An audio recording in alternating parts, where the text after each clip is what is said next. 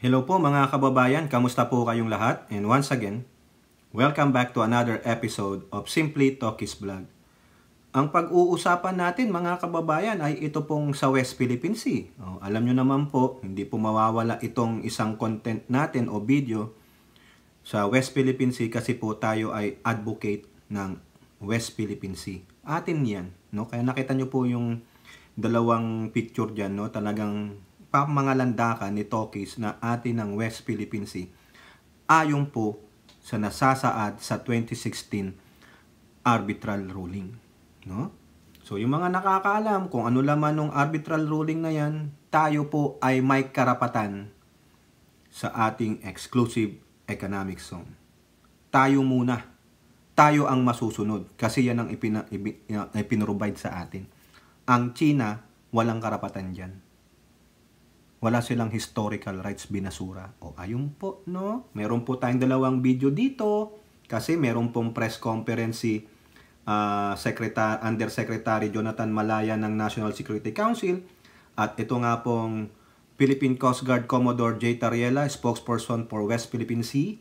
At yun din pong isang video na kung saan tinitiyak ng Pangulo ang proteksyon ng mga Pilipino sa gitna ng tension sa West Philippine Sea. Pareho po itong galing sa PTB at meron po tayong 4 na article na patungkol din sa West Philippine Sea. Okay. Alam nyo ba na mamaya maipapack-check tayo dito, no? Papahapyawan natin. Okay. Sasabihin lang natin sa inyo bakit siya pinalitan.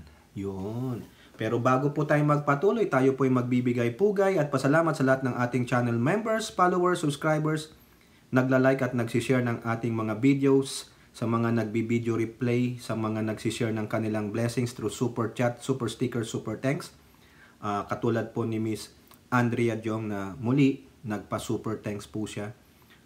Yun na naman, meron na naman tayong karagdagang tulong na ibibigay doon sa ating sister. Kasi yung anak niya, successful naman po na nalagyan ng bakal yung kanyang, bali, yung pelvic ba yun? Dami, 3 yata yung nilagay dun sa bata. Kawawa naman. Nadisgrasya po sa motor matigas sa ulo Akid is a kid. No?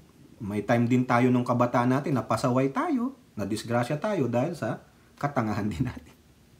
It's part of life. Experience ba? Yan, experience mo. Ako nga, nung naalala ko, may malaki akong tahi dito sa hita yung sabi nanay ko, tama na yan paglalaro sa kalsada. Hindi ako nakinig. Yun, hinabol ako ng aso, nadapa ako. Tinamaan ako nung pumasok yung bakal na nakakabit pa sa, kasi may tinitibag na pader. Doon ako nadapa. Pumasok yung bakal doon sa hita. Stitches, hospital ako. Ayun, pinagalitan pa. Ganun po talaga. Pinagalitan pa kami. Yay! Pinagalitan pa kami. Ganun po talaga sa amin. No? It's always your fault. Pinagsabihan ka, tigas ulo mo. Experience, di ba? Sabi ko na lang doon sa ate ko. Pinagalitan mo. Siyempre, ganun talaga. Sabi mo lang, part of her experience. Trauma yung bata. Dapat pa ngayon, ilagay sa trauma center dahil na trauma yun na-disgrasya sila sa motorsiklo. Buti, alam nyo, ganun lang nangyari sa kanya kung malala pa, di ba? Okay, doon po sa mga katuwang natin sa chat box at comment section ng ating video premiere, si Ate Marie Cris Hernandez, si Elora Liz, si Kai, si Tita Aurora, sa buong Palawan, Zambales at Norte at sa West Philippine Sea, shout out po lahat sa inyo. At kay Ai Chang, Miyu, Kaluyal Wanabet, Kaluyal Senchang, si I forgot her name, no? Pasensya na.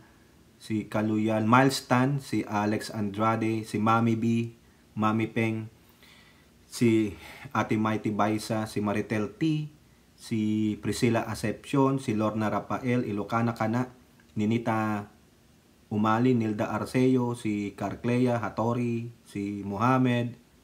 Sino pa ba? Yung iba wala na po hindi na po nagpaparamdam sa atin kaya pasensya naman, di na kayo nagpaparamdam, di ko na kayo maalala. So, yung iba naman gustong magpa-shoutout tulad nung may pamilya po na nagpapa-shoutout sa atin. ang pamilyang Arcilia and Sioko or Sico family from Toronto, Canada. Sinabi po yan ni Angelina Arcilia. Shout out po sa inyo and lagi po kayong mag-ingat and God bless. Kay Malditang Lola, Mami Lou Parker, Jean Jagers, Virgie Pamposa, Simply Me Jenny, Honesto Pantala, Lozana Nerpio, si Ludi Pamilar, Berna Villaperte, Marilyn Dapena, Gerlis Mascarenas, nirekomenda po siya ni Kaluyal Wanabet, Marilu Delpin at Linda Lim. Okay, yan po. At sa lahat po ng OFWs, mabuhay po kayo mga modern heroes. Keep safe and always God bless. Okay, at pagdasal din natin ang ating Pangulo, no? O, si Banat Boy, pagaling ka dyan, no? Take care of yourself and your family, no? Pagdasal po natin. At yung mga sinusubaybayan nating mga vloggers, yung mga lahat po nandoon sa Sara Resign Rally, no? Ginawa nung, kailan ba ulit yun? 17, no? Aside from that, nandyan si Carclea, si DJ Byron Music and Topic TV, si Top 1, no? Kasi hindi siya nakasama sa kasi Direct Freddy Valera. No, si what the fuck. Tuwan-tuwa ako sa ganun niya. What the fuck. Di ba? Okay, so unahin po natin, mga kababayan, itong dalawang video. Kasi ang ganda po nito, no? Pasensya na kayo, talagang pang West Philippines silang po ito. Pasensya na. Talagang ipapanindigan natin. Kailangan tulungan natin ang ating gobyerno na maipamalita sa inyo ang katotohanan. Kasi ang Pangulong Marcos natin ay naninindigan. No, sabi niya nga, walang square inch of land na maagaw sa ating teritoryo, pero sa aking sapantahay, naagawan tayo sa Scarborough Shoal. No, sana naman, mapaalis sila dyan talaga. No, mabawi yun. Ewan ko lang kung totoo yung sinasabi nung sa atin ito, kung isa sa mga naglayag doon na sinabi ng mangingisda. Okay, so ito po, no, salamat po dito. PTV to, alam ko no, 4 minutes video po. Party po nung press con nila Jonathan Malaya and Jay Tariela. Okay? Isinapubliko ng Philippine Coast Guard ang mga aktibidad ng mga mangingisdang Chinese sa Scarborough o Panatag Shoal mula pa noong 2016. Kabilang narito ang panguha ng giant clams na nagtagal hanggang 2019 na aktwal na nakuhanan noon ng PCG. Hindi pa raw nakontento rito at kinayod pa ng mga service boat ng China ang seabed ng Baho de Masinloc para maghanap ng kabibe. Naaktuhan din ang panguha nila ng pufferfish at stingray.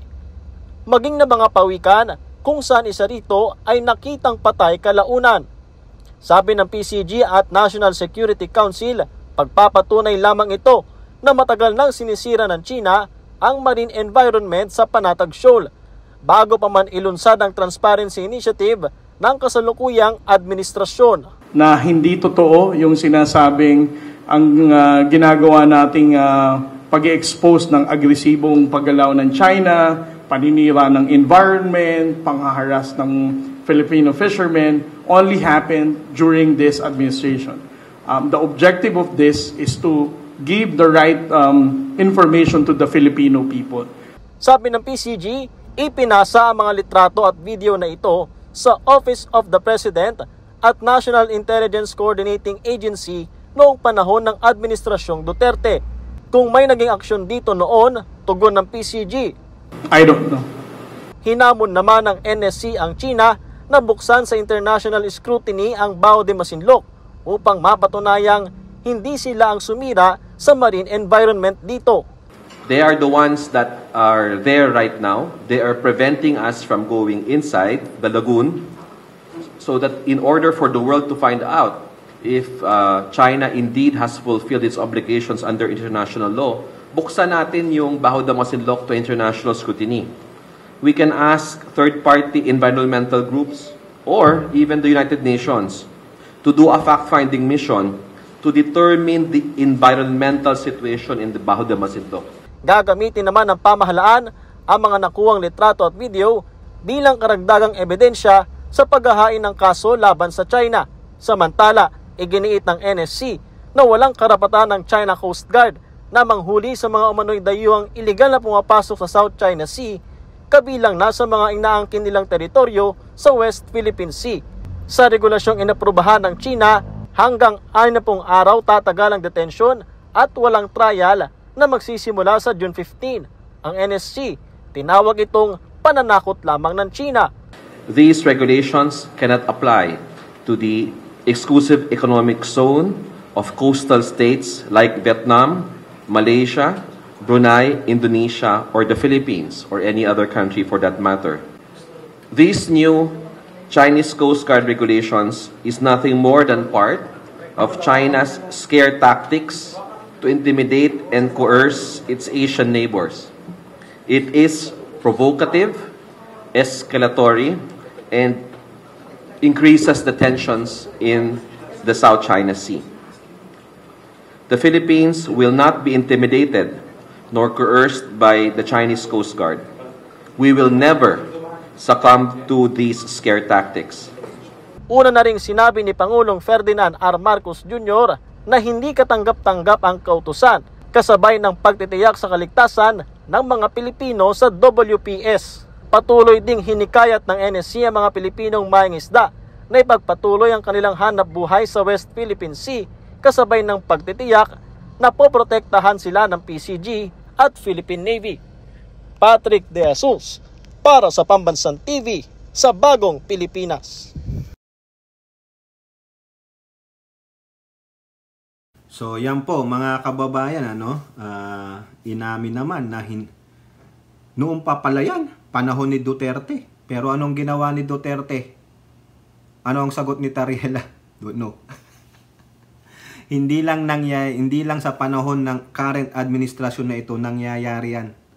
No, yung pangbababoy ng mga Chekwa dyan sa Panatag or Scarborough Shoal. Kita nyo? Yung patunay, mga giant clams, ginugurgur nila yung bahura. Sila ang baboy sa kalikasan. Tapos sasabihin ng kanilang mga spokesperson for the welfare of that biodiversity. Nek-nek ninyo. Tinago ni Duterte yan sa taong bayan. Walang transparency dyan kay Duterte sa pagdating sa West Philippine Sea. Kasi bakit?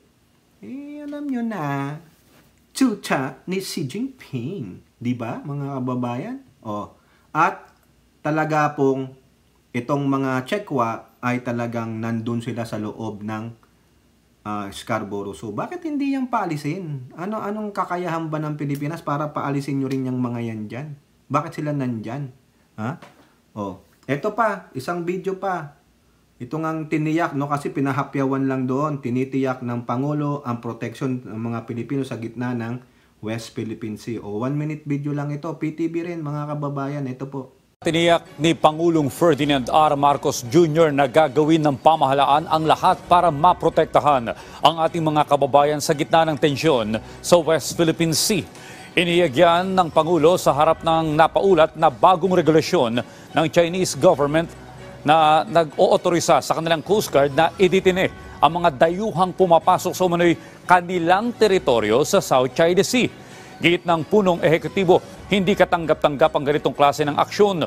Una nang naiulat na inisyu ang naturang regulasyon matapos ang matagumpay na civilian resupply mission sa ating teritoryo na Bajo de Masinloc. That kind of action would be completely unacceptable to the Philippines. Of course, once again, I do not talk about operational details, so you will leave it to us. But the position that we take is that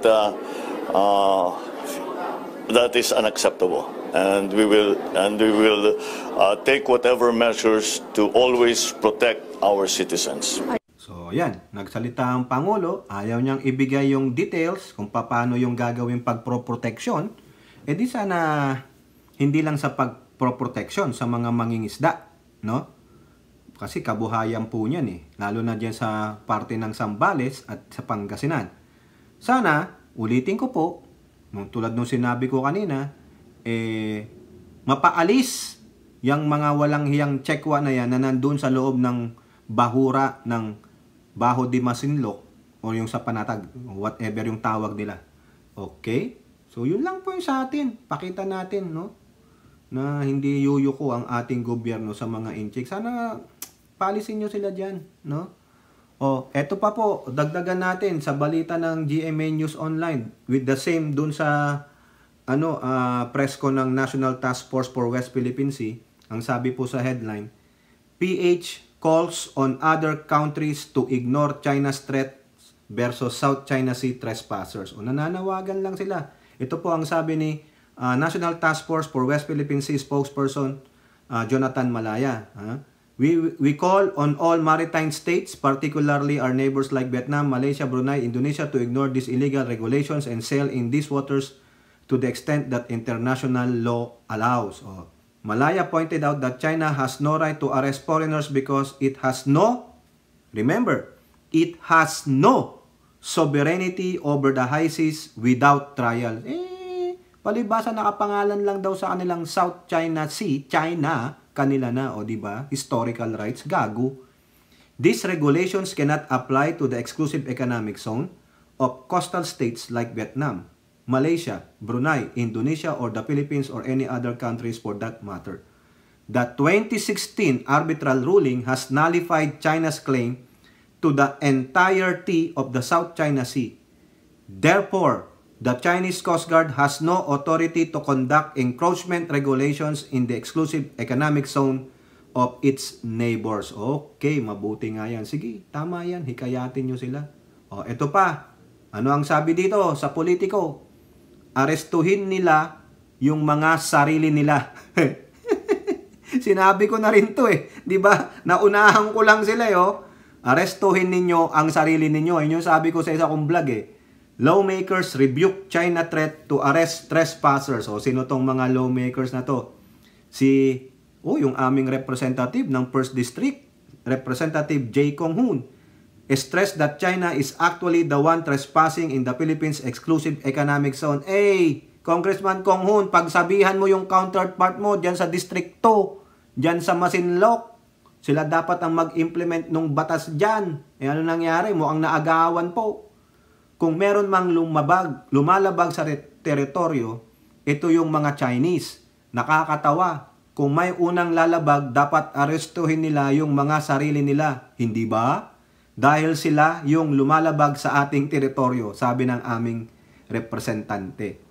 Nakakalungkot dahil itinataas nila ang tensyon doon sa lugar at kaawa-awa rin ang ating mga mangingisda dahil karamihan naman ng mga nandoon nagpupuntan roon yung mga mangingisda natin. Correct. Dapat pagsabihan mo yung counterpart mo. Lalo na yung governor natin.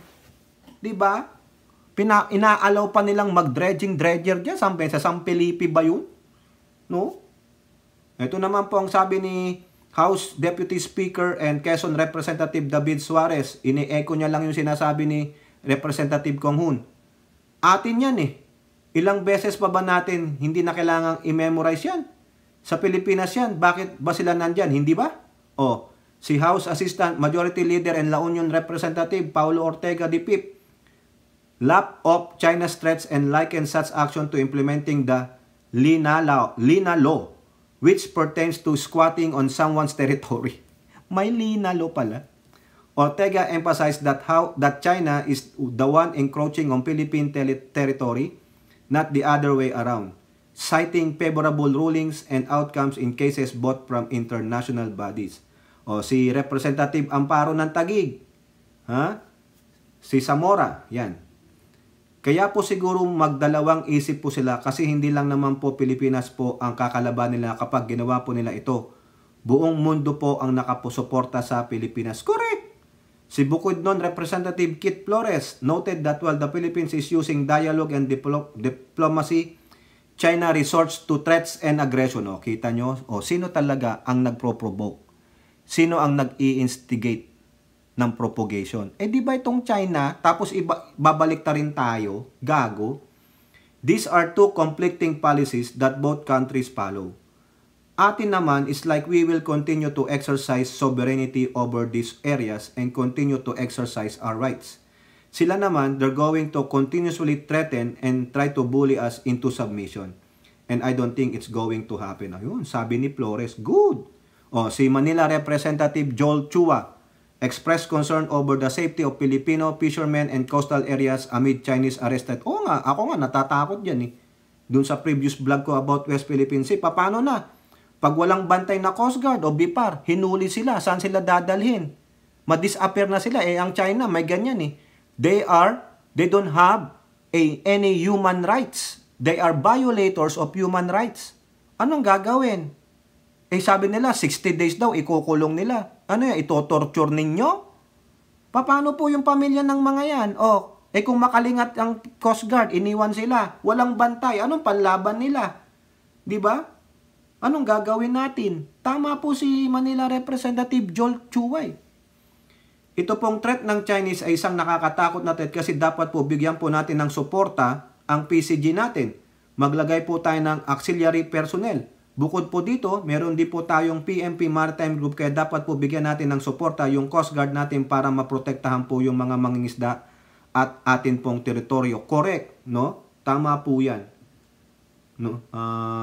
Ano ba dito? Meron akong nakita mga kababayan nagpadala po ang ating Coast Guard. Saan ba yun? Nagpadala sila ng mga Coast Guard doon sa 6 na alam nilang ito po. Ito sa Manila Bulletin. PCG to enforce stricter measures versus infringement in Philippine waters. So ayun. Sana totoo yan kasi nandyan sila. Nandyan sila sa Pag-asa Island, 3 nautical miles. Atin yun. Dapat paalisin nyo yan. Yung nasa Bahura sila, nasa Scarborough Shoal. Di ba?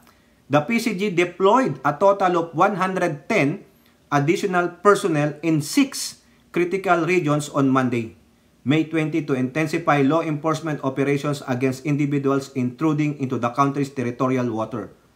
The move came as China announced last week that it will implement a new regulation empowering its Coast Guard to arrest foreigners trespassing into the areas it claims in the South China Sea, even without a trial for 30 to 60 days. Biruin nyo yan, kalokohan yan.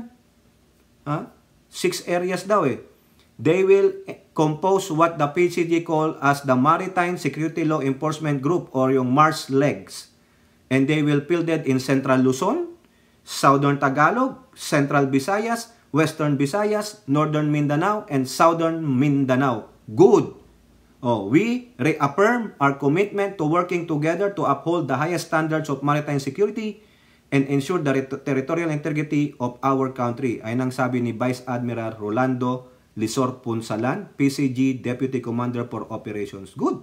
Tama yan. Di ko na po babasahin lahat ito. At least nag-a-action ang Coast Guard. Tama lang yan. Galaw-galaw. No? Ito pa ang sabi ng ilang senator dito sa ginawang ng China. GMA News Online. Dami ting article. PH may file new case if China detains sea trespassers. Ang masama nga nahuli. Walang alam. Ang Coast Guard o BIPAR hindi alam. Lahat sila hinuli. Wala. Saan dinala? Baka pahirapan yan. Patayin. Ano na? Diba? Sino nagsabi nito? Senator Francis Tolentino pointed out that there were existing provisions in the United Nations Convention on the Law of the Sea which state that what China planned to do violated international maritime law. Ayan. Kung mangyari yan, baka kung mangahas na sila ng ganyan, merong mga provision sa UNCLOS, lalo na ang Article 73. Maliwanag to. The coastal state can impose penalties for violation of fisheries laws and regulation in the exclusive economic zone and may not include imprisonment. Ayan. Tingnan nyo tong si Tolentino. Magaling to Maliwanag dito sa UNCLOS na mali ang ginagawa nila. So, subject to another case ito. Pwede tayong mag-file ng panibagong kaso sa China sa ITLOS, International Tribunal for the Law of the Sea. Abay, bago naman itong ITLOS. Kala ko itlog Di ba? Akala ko itlog. International, yon? International Tribunal for the Law of the Sea. Dati may UNCLOS, meron pa palang ITLOS. Kala nyo itlog Maya naman kayo. Ayan. Now, eto, isingit natin mga kababayan. Naalala nyo yung pinalitan yung Westcom chief na si Alberto Carlos. Pinalitan po siya. May natagpuan tayo. Sino ba tong si Carlos na ito? Ito pala ay appointee ni Rodrigo Roa Duterte. Kasi sa ulat ng Manila Times noong January 19, 2022, o sino pa presidente niyan? 'Di ba si Digong Nyo? Duterte appoints new Westcom Nolcom chiefs. Ayan. The palace confirms that President Rodrigo Duterte has approved the designation of Rear Admiral Alberto Carlos of the Philippine Navy as the new Chief of Western Command of the Armed Forces of the Philippines. Appointee siya ni Digong. At sinasabi ng China na siya daw yung nasa other line ng kausap about New Deal. Ngayon, sabi ng nagbakasyon daw siya. Kalaunan, pinalitan na. Yun naman pala. Oy, nagtatanong lang. Binigyan ko lang kayo ng isang fax. Sorry naman. Itong last article natin. Maiksi lang. GMA News Online. Tolentino, Chinese Embassy, ex-Westcom chief, si Alberto Carlos, invited to Senate probe into alleged wiretapping. Ayun, patatawag na po siya. No? Ipapatawag na siya. Both the Chinese Embassy and Vice Admiral Alberto Carlos had been invited to attend the Senate investigation into alleged recording of a supposed New Deal with China. Ayun ang sabi ni Senator Francis Tolentino. Ito yung sabi niya during his interview sa Super Radio DZDD. Tolentino said the Chinese Embassy in Manila cannot be compelled to face the investigation due to diplomatic protocols and international law. Kasi may diplomatic immunity sila. He, however, pointed out that a case may be filed against diplomats if they are found violating the laws of the host country. Correct, tama po siya. Hindi sasabihin ni Tolentino ito kung di niya alam kasi lawyer ito. Mayroong immunity ang diplomat patungkol doon sa normal na pagpapatakbo ng kanilang embahada. Walang immunity sa paglabag sa ating batas. Ayun, nilinaw niya na. So, pwede. Ano ang nilabag na batas kung sakasakali? Di yung anti-wiretapping law, diyari kayo. Pwede silang kasuhan. Ang lumalabas dito, expulsion. Tama, expel them. Declaration ng persona non grata, reduction in size of the embassy personnel, non-renewal of the visa of the administrative personnel, etc. Good. Tama yan. Tolentino earlier filed proposed Senate resolution. Ayun ang maganda. May Senate resolution. Hindi motu proprio. Hindi na imbestigahan maigi. Hindi na analisa ang veracity ng information. Kaya nagmoto proprio si Kupal na bato. SR 1023 calling on the Senate National Defense Committee to launch an investigation into the alleged wiretapping of the January 2024 phone conversation between the Chinese side and the Armed Forces of the Philippines Western Command official about the so-called New Model Agreement in the West Philippine Sea. Carlos was chief of the AFP Westcom at that time. He was only replaced by Rear Admiral Alfonso Torres Jr. as Westcom Commander this May after Carlos took a leave of absence due to personal reason. Tolentino said the NBI is now looking at the personalities involved behind the alleged wiretapping. Correct! Tama yan, He also assured that Carlos was also invited to the hearing, which is scheduled on Wednesday. Ay, maganda to. Unless the Senate National Defense Panel calls for postponement. Tolentino said it will prove that they are avoiding something if the resource persons will not attend the investigation, subject to the conjecture of the general public. That is not good for them. Pag ina-avoid daw nila, pag ayaw nilang umaten. O di ba kung sino yon? Di ba? Sino yon? Si Kibuloy. Dapat siguro in good faith. Humarap sila kasi ang wiretapping ay hindi lang paglabag sa batas. Panghihimasok yun eh. Kung wala namang ganong nangyari, di wala. Correct. Tama yan. No? Sino pa bang mga iimbitahan dito? Yung dalawa siguro. O, di ba? Good. Kaya sabi ni Tolentino, walang kaso pag normal yung operation ng kanilang embassy. They have diplomatic immunity. However, if they break the law of the host or the receiving country, if they break the law, ayun, pwede na. Wala silang immunity. Pwede silang kasuhan, pwede silang i-expel, declaration ng persona non grata, reduction in size of the embassy personnel, non-renewal of the visa of the administrative personnel. Yung pong 4 na yun at iba pa na pwedeng ipataw sa kanilang parusa.